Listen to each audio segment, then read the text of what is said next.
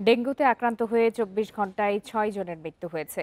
এ নিয়ে চলতি বছর এখন পর্যন্ত ডেঙ্গুতে মারা গেছেন ৩১৩ জন। এদিকে একই সময়ে ডেঙ্গু আক্রান্ত ১,১৯৫ জন হাসপাতালে ভর্তি হয়েছেন। এর মধ্যে ঢাকা উত্তর সিটি কর্পোরেশনে ২২০ জন, ঢাকা দক্ষিণ সিটি কর্পোরেশনে ১১৫ জন।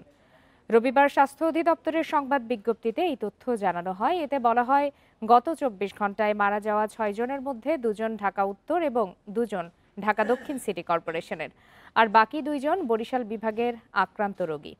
স্বাস্থ্য অধিদপ্তরের তথ্য বলছে, ডেঙ্গুতে আক্রান্তের মধ্যে ঢাকা বিভাগে ২৭৮ জন, বরিশাল বিভাগে ১৫৫ জন, চট্টগ্রাম বিভাগে ১৩২ জন, খুলনা বিভাগে ১১৪ জন, ময়মনসিংহ বিভাগে ৫৯ জন, রাজশাহী বিভাগে ১১৩ জন ও সিলেট বিভাগে ৯ জন রয়েছেন।